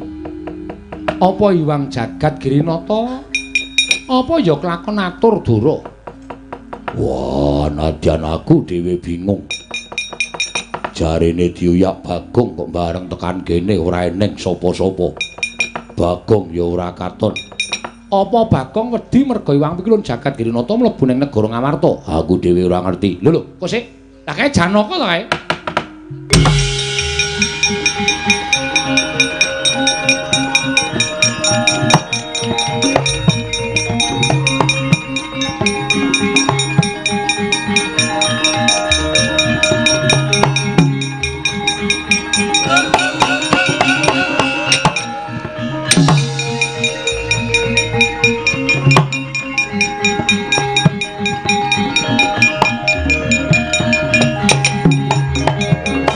Arjuna wonten paring adhawuh.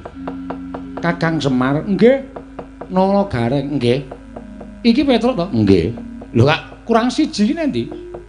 Niku mau keri ngemper-ngemper ning ngono apa? Jauh sawo ora? Ora. Gogrokan iki. Lah iki.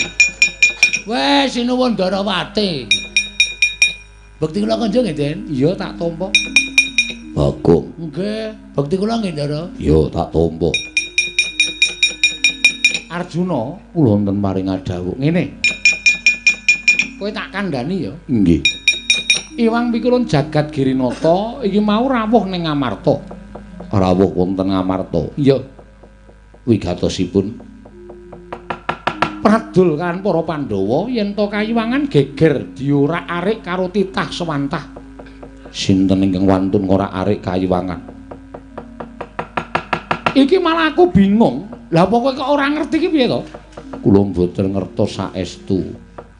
Kula mboten mangertos sinten. Koko Prabu sampun anjihaken kalawan kula. Lho lah iya, ning kowe ora ngerti tenan? Mboten. Kakang Semar ya ora ngerti. Mboten. Nala Gareng ya ora ngerti, mboten. Petruk ya ora ngerti, mboten. Bagong ngerti ora? Masalah napa to? Kowe ngerti ora lelakone Iwang Pikulun Jagat Girinata? Lho, Iwang Pikulun Jagat Girinata ki napa? Wah, ora sabodele iki. Kowe ngaku apa ora? Ngaku tak gecek sirahmu, ora ngaku tak pateni. Kowe sik Werkudara sabar, sabarku sik to. Napa, Tru? Ya mbuh aku ora ngerti kok ya. Enten apa to, Ndara? Aku ora ngerti, Petruk. Iwang Pikulun Jagat Girinata rawuh ning negara Ngamarta. Terus ngendikane Iwang Pikulun Jagat Girinata kayangan diurak-arik dening menungsa lumrah. Kok Koko Prabu Lendangu kalawan aku sajak Subriya kalawan aku. Ora karo kowe Janaka. Ning kowe apa ora ngerti tenan? Mboten saestu. Semar ya ora ngerti. Kula niku ora tau goroh wong tuwa. Bagareng ya ora ngerti. Wah, mbok ya sumpah ye. Ora percaya ora. Petruk ya ora ngerti, mbok mangungkuli kitab suci dhuwur kula sumpah wani. Bagong ya ora ngerti apa piye ora guyu lho. Tenan iki aku takon tenan. Bagong, terutama Bagong ngerti ora? Masalah napa? Iwang Pikulun Jagat Girinata neng Ngamarta. Lho. Sebabe kayangan dorak-arik menungsa. Lho, kurang ajar temen kowe. Sapa menungsane kuwi? Lho, kowe iki piye to? Lho, lha piye? Lho kowe iki ngerti ora? Wah, lha piye ta iki iso tak tanya kresnane iki. Sik ora aja nesu ditutur kresnane ora. Mbebingung ati kowe. Wah, mencla-mencle. Ngendikane iki Wong Pikulun Bathara Guru sing ora arik kayangan kowe, jarene kowe gugat takon sapa jenenge bapakmu. Wah, fitnah iki, Tru. Fitnah, Tru. Ge, se. Mangriyen Den, mangriyen ampun kesusu. Bagong niku kali kula pirang-pirang dina iki ora tau pisah. Neng omah ya kali kula, niki wau Swandara kali kula, gara-gara ya kali kula. Ora tau pisah kali kula. Engko gak Iwang Pikulun Bathara Guru sing menclah-mencle. Petruk aja kurang ajar, kae dewa kae iso wae menclah-mencle.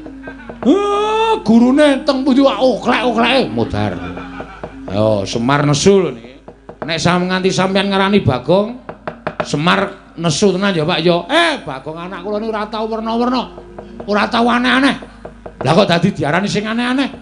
Bagong, "Non, yen kowe iya ngaku iya, yen ora ya ngaku ora." "Iya, Gong." Ora. Wah, cangkemmu ora kena dienggo omong. Ora, Den. Tenan apa ora? Ora sumpah mbok wani suntet. Rezekiku sak teluse wis to, modar sek nang kene. Wani sumpah kula mboten. Kok sik Bagong digawa ning negara dhisik Arjuna. Nggih. Mengko yen pancen kebukten luput tetep kudu dipatrapi pidana. Yo, aku mathuk. Nah yen kowe ora salah, kowe mesti bakal luar saka dedusan sing mbok sandang Bagong. Oke, ora wedi aku wong ora salah kok. Tenan ning anggring ku aku ora ngopo-ngopo ditanono. Kak kisruh sisan. Wah, Caidan. Bagong nek kowe ora salah ora wedi, rasa wedi ora, Mir. Nek ora salah rasa wedi, Gong. Musuh apa-apa nek ora salah, nek diwarai rasa wedi. Ora wedi ya. Ayo, oke aku dirangkat sik ora masalah. Nek nganti aku engko ora salah, kowe kuwi do getun ngrangkat aku tak kandhani.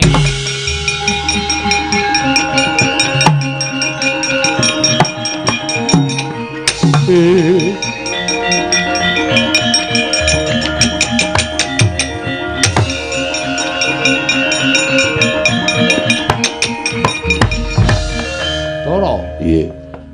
Lah kok dadi aku malah bingung. Mongko Bagong tetek banget nggone rumangsa ora salah. Iki piye? Wis dinteni. Pundhating lelakon.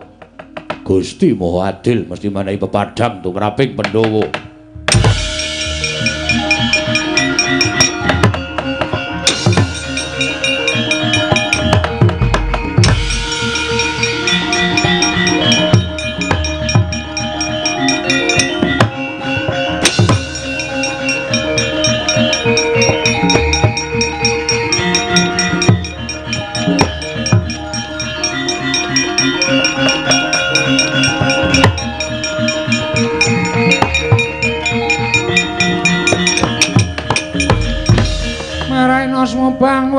warna katinetrane nganggo rapo sabdaning kukiloring kanigara sageter kene donganing kunglir wuwu sing pine panca ing ya anake sapa yaene klitian iki aja ngawu gawar ngawur Bagong kita kuwi mergane bisa digdaya ulun ingkang ngemong raga kita dipatrapi sarta ditibani pusaka saka Bathara Guru ora apa-apa iki merga saka ulun nek saiki kita ditibani pusaka mesti mati. Wah panjenengan sinten Bu Ulun? Ulun Sang Asih Prana. Asih? Iya. Kok lanang? Ulun Sang Hyang Bathara Wenang. Oh, Sang Hyang Bathara Wenang sing nggih pondhong kula nggih. Iya. Kita arep takon apa Bagong ulun ingkang bakal paring wangsulan. Kula niku mung bingung pengen ketemu ale bapak. Bapak kita Semar. Lho. Bisa tak kisruh sisan kene. Kula niku wis ngerti nek bapak kula Semar. Nek ning anu wangsulane bapak kula niku Semar kula ora bakal kedarang-darang tekan mriki. Bagong dalem ngene. Biyen nalika Manikmaya kadereng lan kepingin dadi dewaning para dewa wekasan atur pelapuran ingkang ora sak mestine kelawan Sang Hyang Bathara Tunggal. Bathara Tunggal kuwi bapakne bapak kita. Ya kuwi Semar. Eyang. Iya. Eyang Tunggal. Tunggale teng pundi? Jenenge Eyang Tunggal. Oh nggih. Tumuli Semar dikon mangan pagering bumi ingkang sisih wetan. Ismaya nalika semono jenenge lan Tejamaya ya Teja Mantri dikon mangan pagering gunung sisih kulon. Kekarone padha bubrah ragane wekasan ditundung urip ana ing jagat. Nalika semono Tejamaya dibuang ana ing jagat sabrang dene Ismaya dibuang ana ing jagat tanah Jawa. Nalika semono durung ana bangsaning menungsa sing urip ana ing jagat kuwi bangsaning jin. Oh nggih. Lah nalika semono ulun dhewe ingkang darbe penemu nalika si Manikmaya nglarapake kelawan kadange sepuh ya kuwi si Ismaya sowan ana ing Ngundarantir Bawana nyuwun supaya diparingi ruwang. Nggih. Terus nalika semono ulun paringi ruwang ya kuwi wujude ayang-ayangane Semar ingkang ndak puja dadi wong kang ndugal kewarisan. Tumuli diparingi jeneng Bagong. Mula sak temene kita kuwi anak Semar sing tuwa dhewe Bagong. Oh, ngoten. Iya. Wah. Anggere mulai ngetraki Petruk. Adikku ora masalah. Ning tetep kita ingkang tinemu ragil dadi perkarane kaya mengkono kuwi kena ngopo kita ora percaya marang Bathara Guru merga Bathara Guru mboten ingkang muja kula sing muja kula saking ayang-ayang wujud manungsa niku pukulun Sang Hyang Wenang iya pancen ulun nah nek panjenengan sing paring dawuh kula wis percaya ning sok kula pripun niki napa ya bali dadi ayang-ayang melih sesuk ana candhake lelakon dhewe Bagong. Wo ngoten. Iya, ulun durung bisa mbabar. Ndak ndisiki panguwasaning Gusti. Oh, nggih. Wis kita lega. Pun. Alah gene meng kaya ngono nggekno ket sore kok gayange ra jamak-jamak. Dina meng alah wis jan wis. Wis. Iya, pancen kudu kaya mengkono Bagong. Nah nggih.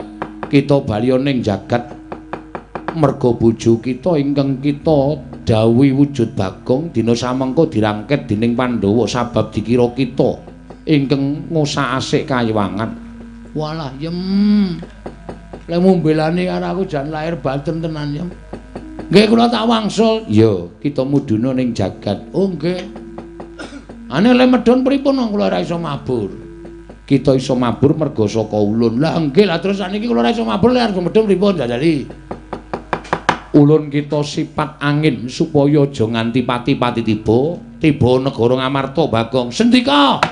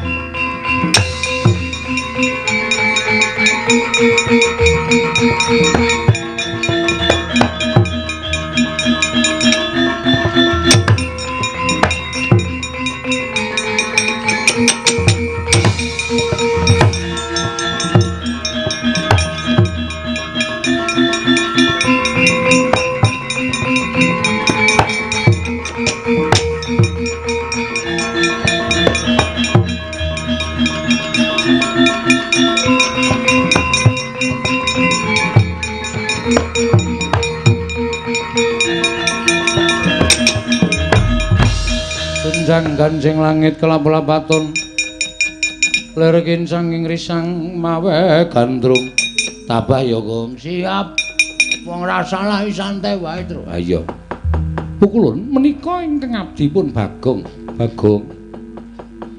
wong kang kaya kowe wani gawe rusak kayangan malah samengko bisa gawe srana ulun tedhak ning Madyapada kita nandang luput Bagong. Nuwun sewu, kula niku mboten tumindak napa-napa Bu kula. Kula niku mboten tumindak napa-napa, mboten ngoyak-oyak sampeyan, kula niku nderekke Ndara Janaka Ali Petra ya, Tru. Heeh. Niki kula nganggo seksi Petra. Ndara Janaka nggih dadi seksi. Inggih, Bu Kulun. Arjuna kita mboya usah melu-melu. Merga saka pokal gawene Bagong kaya mengkono ulun kewirangan. Wong kang wani gawe wiranging Iwang Pikulun Bathara Guru tetep kudu ulun cemplungake ning Kawah Candra Dimuka. Kula niku salah apa e? Wah Jan, Gong, sabar ya Le. Arep ora salah ning nek kowe ngadep Iwang Pikulun Bathara Guru ki nyawamu aja karo ning bon-bon. Santai, tenang wae to kowe iki. Aku mesti mati wis to santai wae. Wong kok teteke kaya ngono ya Werkudara. Wah, caidan. Ngadep Bathara Guru sak penake dhewe. Asli kula niku mboten tumindak napa-napa. Bagong. Nun. Mbok ya aja ngono nek tumindak akonana. Walah, jan wis. Iki termakan hasutan Bathara Guru kabeh. Kabeh do nyalake aku. Piye wis nek kaya ngoten iki kula tak takon. Pripun? Kita tetep bakal ulun cemplungake ning Kawah Candra Dimuka Bagong. Petro, Nun. Sapa kae? Mboten ngerti ahine kok mara tamu niku. Assalamualaikum. Gong tak andel lho. Kowe ngapae? Ha kok suaramu? Aku kira nyuara apa-apa wajan wis. Wong salah kok kesalah terus ta iki. Karena kias meneng wae lho Tor. Truk. Ora. Petro, Nun. Tilikane ngono? Nggih. Ora masau kok iki lagi ana pengadilan Bagong arep diadili kok dodak-dodok ora. Hai. Lho. Kok andang tekan jaba, Gong? Ngapa kowe?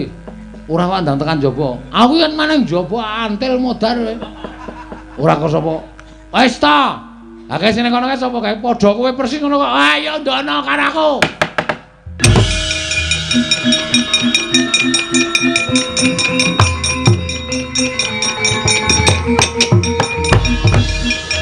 Apa lakon apa kok dadi kembar, lakon apa kok dadi kembar.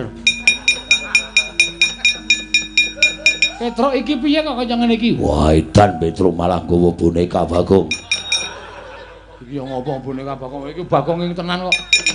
Bagong kok dadi loro. Iki kok malah ana loro apa ana kawan Bagong. Piye? Pukulane arep nyemplungke aku nang Candra Dimuka. Tak rubat lho. Lho kusik-kusik. Aja ngawu gawar ngawur. Iki ndi Bagong sing saknyatane?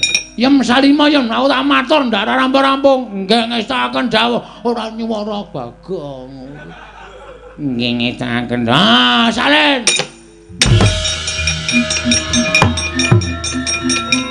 Mundur.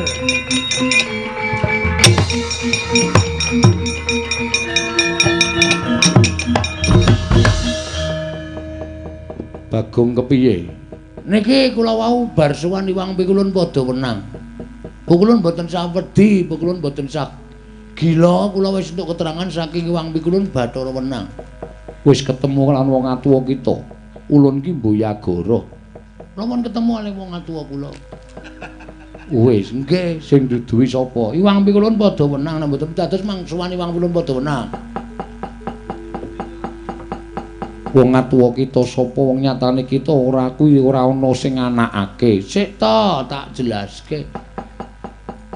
Kula wis marem butuhe kula wis tentrem ati kula. Kula wis ngerti sak nyatane. Ketemu karo bapak, Gong. Ketemu. Kuwi anake sapa? Anake Semar. Aku mengajep, wis ben sing penting terima aku. Nek keterangane aku iso asal-usul saka ndi aku wis ngerti. Oh iya, aku asal-usul saka ndi? As mongkon ning mengece nek tak omong rasa. Oh iya. Ning kita wis ngrusak kayangan. Apa to sebabe kula ngrusak kayangan? Merga sampeyan ajeng mateni kula cemplungke teng kawah Candradimuka. Niku dawuh Hyang Padhawenang. Mula Hyang Padhawenang mboten trima nek kula dipateni teng kayangan kali Bathara Indra duk nalika semanten weteng kula dicubles nganggo tombak. Nek ora pitulungane Sang Hyang Bathara Wenang kula ora bakal urip. Mula wis pantese ngendikane Sang Hyang Bathara Wenang ken nyampeke teng sampeyan. Niku wis dadi undu-unduane, tandurane elek ya undu-unduane elek, tandurane becik ya unduanane becik. Niki nek sampeyan mboten percaya kali omongane Bagong, niki wau Hyang Padhawenang dawuh Bagong, nek Manik Maya ora percaya karo sing tok omongke kuwi dawuh ulun kang bakal terjak ning Ngamarta. Ngukum kalangan Manik Maya. Iya Bagong ulun percaya Bagong.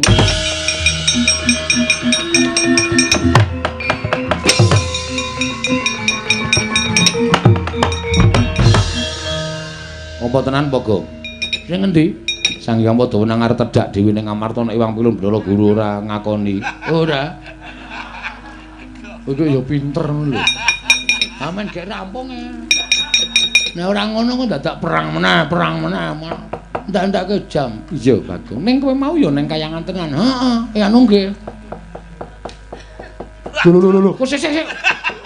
Sing lungguh dampar kok kowe iki ngopo? Ora ana sing lungguh ya. Ana tempat kosong ya tak pake. Kuwi iki dampare Yai Prabu Darma Kusuma. Bagong wong edan sak penake dhewe dampare ratu. Wis mulai iso gelut iki wis. Ratu ra iso gelut dadi iso gelut. Iya Bagong nggih. Semar nanti terus. Ah kaya ngono. Piye tole? Aku wis ngerti Pak sejatine. Asline tuwa dhewe anakmu ya aku to Pak. Jane iya. Ning merga kabeh mau kudu nganggo Petruk Gareng tak dadekke sing tuwa kowe sing enom. Ya ora apa-apa. Berarti aku nek sia-sia karo Petruk ora kualat. Mula kowe unek-unekke Petruk, unekke Gareng, ngapak-ngapake Petruk ku tangeh kualat wong jane umure tuwa kowe. Oh iya. Oke. Tunggu besok malam. Lho. Kok njur ngancam besok malam barang wis kene wis rampung kok iso besok malam. Sia-sia karo Petruk aku. Sia-sia karo Gareng. Ora kualat ya, Mir. Iso. Saku wis marem, Pak. Nggonku gugat ning kayangan wis ditampa karo Sang Hyang Jagat Girinata lan wis dinehi keterangan karo Sang Hyang Padhawenang. Alhamdulillah, aku wis ngerti asal mula bukaku, Pak. Tetep aku nderekke bapak tekan jaman apa wae, Pak.